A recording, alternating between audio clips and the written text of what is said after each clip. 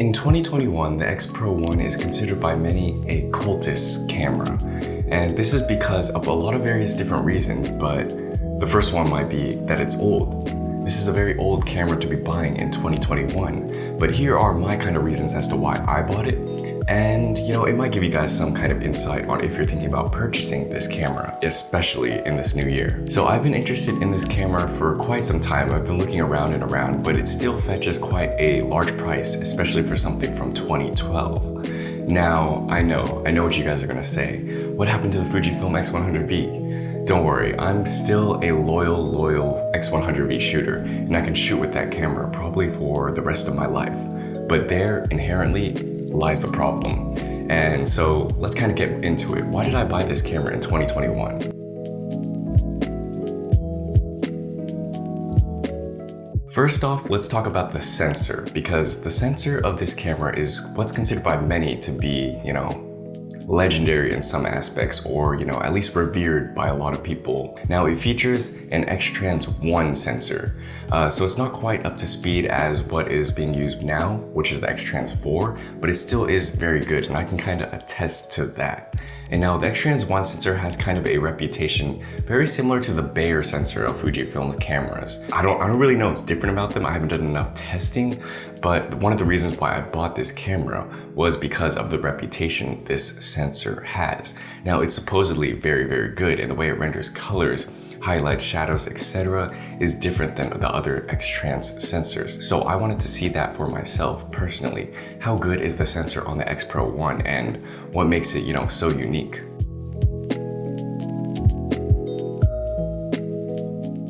Next up, the next reason why I bought this camera was because of interchangeable lenses. Now, the X100V is a great camera. It does everything for me. I could shoot with 23mm 35 equivalent for the rest of my life. But like I said earlier, that is inherently where the problem lies. Now, I bought the X-Pro1 partly for the reason of being able to use interchangeable lenses. There are many great lenses in the Fujifilm X-F system that I want to try out that have different reputations of their own. So the X-Pro1 is going to allow me to kind of enter that kind of market at a fairly reasonable price and try a lot of different lenses. And this is the main reason as to why it's important to try different lenses, because I feel like it is going to expand my photography. It's where my photography needs to move if it wants to grow. I can't shoot a 35 equivalent for the rest of my life. Well, I mean, yes, I can, but the perspective of having a lot of different focal lengths available to me is very important for the growth of my photography. Mainly because if I learn how to shoot, a 16mm or a 50mm, I'm gonna have to shoot that differently than a 23mm. And then when I learn all these different things of different field of views and stuff like that, and I bring that back into my photography with the 23mm, I feel like I will have grown a substantial bit. I can come back and shoot with my X100V with a new perspective, and that will give my photography like a different kind of look, a more interesting look, a more well-rounded look. And that is something I've noticed that is important in photography and something I need to kind of move towards to improve. So this is a great consideration if you don't have a camera with interchangeable lenses, is to consider buying one that does and try and expand your view of photography.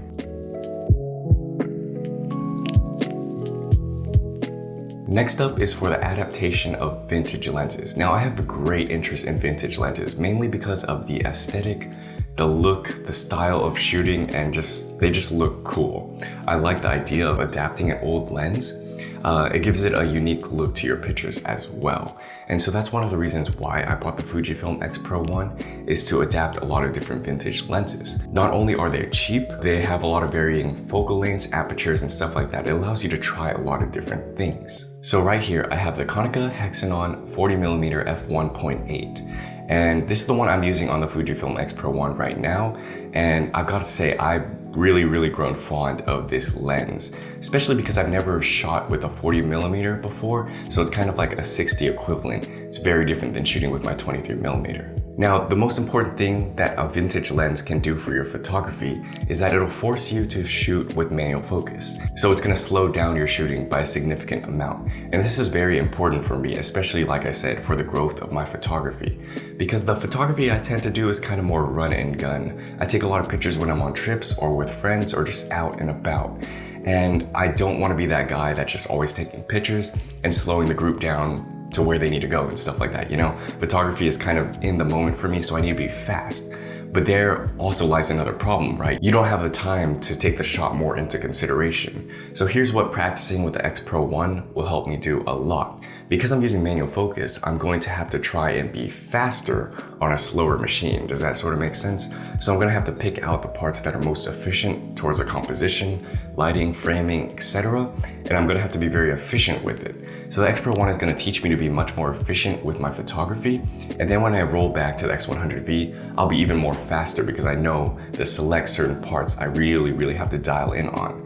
And I think that'll do great wonders for my shooting. I hope. Anyways, so those were the main reasons as to why I decided to pick up the Fujifilm X-Pro1 in 2021. It's a great camera so far, just shooting with it. I think a lot of you will be happy, especially because ironically, what a lot of the photography community seems to be moving towards is like a slower form of shooting. It allows us to take a lot of time and, you know, think about the pictures more before we just take them. And I think that's something an old digital camera like this will force you to do, which is quite awesome because the kind of advances in technology are more noticeable in video in the recent years. You can use an old camera and still get amazing pictures and amazing image quality from it. If you are looking at the X-Pro1 and thinking about buying it, I would greatly recommend it. Try and get a good deal on eBay, but condition really matters for this camera because they are so beaten down by a lot of people.